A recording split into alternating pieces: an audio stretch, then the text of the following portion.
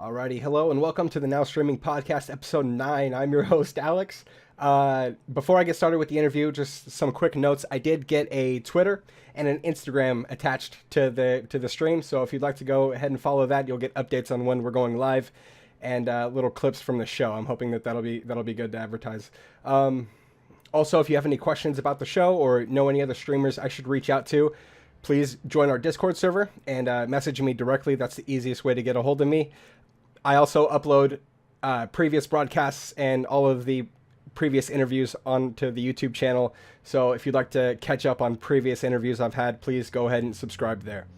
All right, let's go ahead and introduce my guest. I'll have him introduce himself. What is your name? Who are you? What do you go by on Twitch? Hello, my name is Nick. You can call me NoLimitsNick. That is basically what I go by on every platform: Twitch, Twitter, YouTube, and every form of social media. So what I do for streaming wise, I am a variety streamer. I would say I primarily stream first-person shooters and MMO style RPGs. So Destiny and Halo are the top ones right now. And occasionally I'll probably stream something else if I'm feeling the urge to. Sure, yeah. So how long have you been streaming on Twitch?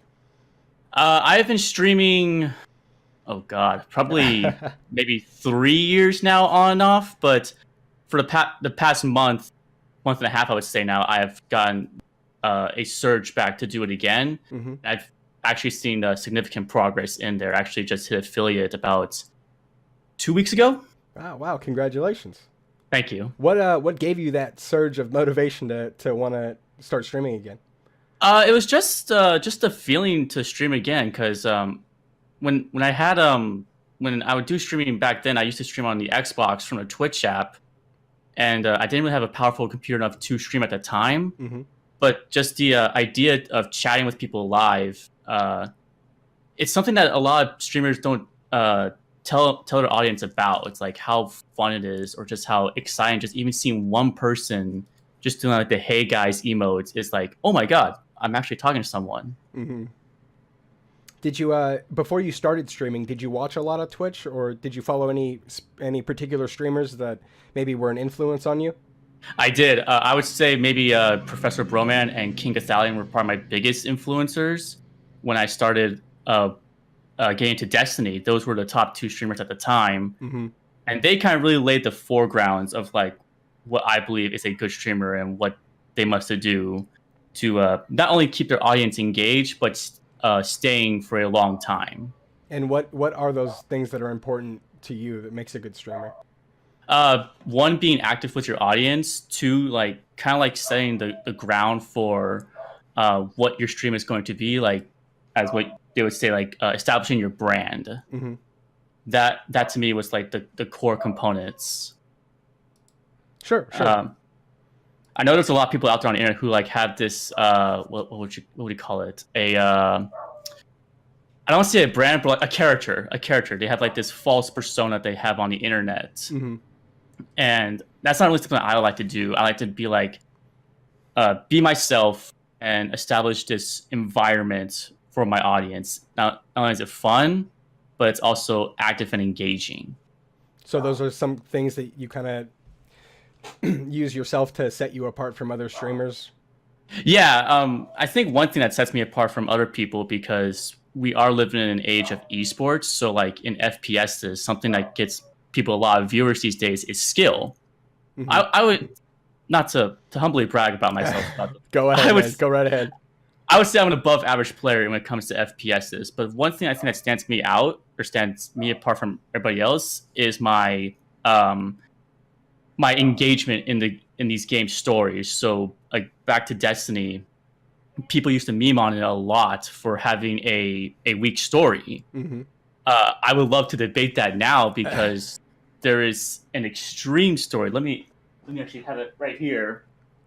The anthology for Destiny's universe has something called the Books of Sorrow, and it is by far one of my favorite pieces of not only storytelling but lore in any franchise I've played to date. That's fantastic. I had no idea. I myself I'm not really a Destiny player, but the fact that they've released a whole book. How much, I mean, backstory and lore is there outside of the games? There's a lot, and it's actually ingrained in the game itself. So there's collectibles you can get that tell you the story of what's going on, and they actually do a really good job of incorporating the story into the game itself, like into game mechanics, like boss fights. Mm-hmm. Did you? So, Sorry, go ahead. I was going to say, like, one of the things during the Taken King was one of the guns called a Touch of Malice. It was an exotic what was it, scout rifle that he'd done via quest. Mm-hmm. But the story behind it relates to the Books of Sorrow, this book right here in the anthology, and it's basically us preserving one of the end bosses, Oryx, into a weapon. Oh, geez. Wow, that's awesome. I had no idea. That's incredible. So you try to get really into the lore of the games that you're playing. Considering yourself an above average FPS player, did you grow up on playing FPS games, or is there any particular game that you put a lot of time into that maybe helped develop those skills? Oh yeah, I would say Halo was a game I grew up on. Mm-hmm. I've been playing that since launch, since I was very, very little. Mm-hmm. I've bought all those games on launch day. I've lived through the highs and lows of it. What was your favorite Halo game out of the series? Halo Reach. Halo Reach? Wow. Yeah. I can confidently say that. Good. And I'm so happy it's coming to not only the Master Chief Collection, but to PC. Yeah, I'm very excited about that as well. Yeah, it's going to be awesome. Is that something you plan on covering when it releases? Oh, absolutely. When I heard about the Halo Insider program, I immediately signed up for it, because who would want to play Halo Reach early at a modern level? Mm-hmm.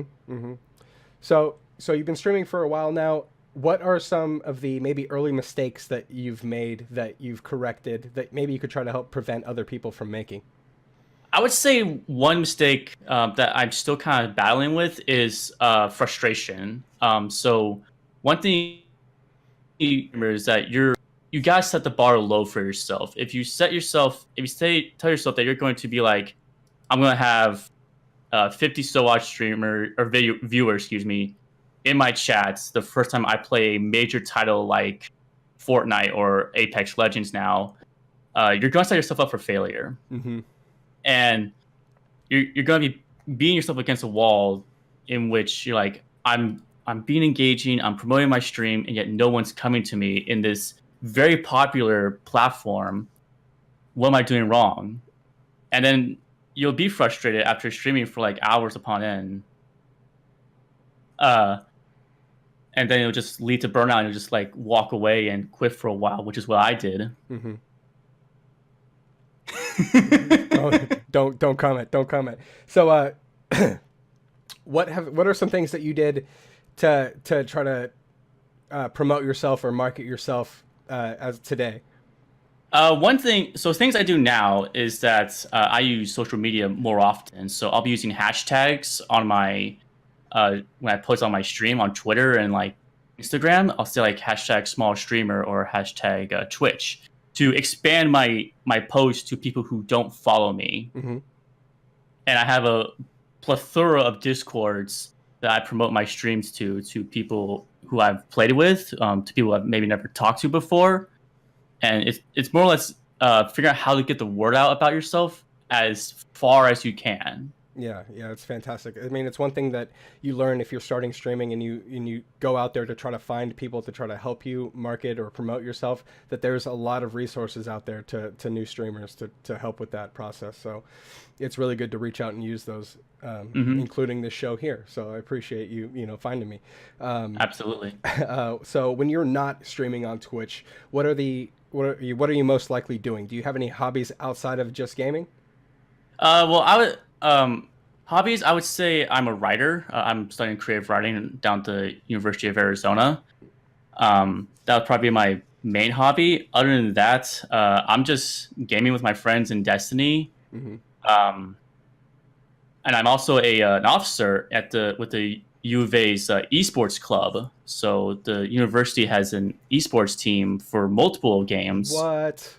Yeah, if you're a student going to a major university or even just a community college, look up look and see if they have like an esports club, because you could actually earn scholarships just by playing video games. What is that community like on campus? It is a phenomenal community. It is some of the best people I have ever met, and it's amazing how I found them, because I just found them by playing Blizzard games, and they're promoting the governing body TESPA on their launcher one day, and I remember Heroes of the Dorm, never forget, and I was like, oh, our rivals over at ASU have a team. They've won a national title. Does U of A have a team? And so that's how I found them. Mm-hmm. Oh, and that's awesome. And they have not only a Heroes of the Storm team, they have a Counter-Strike team, an Overwatch team, a Rocket League team, which is now a national champion. And I myself have built a team within Destiny 2, so we'll do the world first race whenever it comes around. Oh, that's awesome. That's awesome. Mm-hmm. Wow. So any advice to somebody who's thinking about getting into streaming or wants to start streaming as either a hobby or pursue it as a career? Maybe some words of encouragement or... Some words of encouragement: stick to a schedule. You got to do the grind, as they would say, because you're gonna have days where you're just gonna have really high success, but you're gonna have days where you just like don't hit anything. So take every small victory you can get, whether it's just someone talking to you, a one follow, or anything you get that you can see as a positive. Take that with you into the next stream, because if you're only focusing on getting like a high view count, or having this follower goal that you're not making, you're going to be setting yourself up for failure. So, and if you're considering streaming, just do it. There are plenty of tools out there nowadays to get you streaming. That there really is a lot of opportunity for this very large and still growing marketplace. Just do it. That's what I like to hear. That is the correct answer, or one of them to that question. Yeah, that's something like every streamer who has been asked that in their chat room will say. Just do it. Mm-hmm. So I see you have a green screen behind you. You've got the chair. It's looking great. I'm honestly really jealous. What are some of the more important hardware upgrades that you've made to your stream, you feel like? I would say the more important hardware that I've made was definitely getting a decent computer. If you're planning to PC stream, especially with one computer, get a very good computer. I have an i7 processor and a 1060 GPU. And other than that, try to get at least a decent microphone if you're going to talk to people, because communicating with your chat is something that will keep those early viewers and followers around for the long run. The green screen and the camera I got, those are just additions I felt that would make my stream stand out more. Yes, they cost me a pretty penny, but they were definitely worth it. So if I were to suggest any brands to get in terms of recording or just background stuff, I would say Elgato. They've been pretty good. Alrighty, wonderful. So thank you very much for joining me today. It's fantastic that you were able to come in and sit down with me and have this chat. Is there any other words that you'd like to say, or when's the next time you're going live? The next time I'll be going live, I think I'll be able to squeeze it in tonight. If not, I'll definitely be on Friday. I've been very busy with school this week, so I'm trying to stick to a set schedule of streaming at least 4 days a week. But if you want any updates or anything you want to follow me on Twitter. That's where I post most of my stuff. And also, if you want to catch me outside of Twitch, I have a YouTube channel called NoLimitsNick, and I do a podcast every week where we talk about esports or just the gaming industry in general.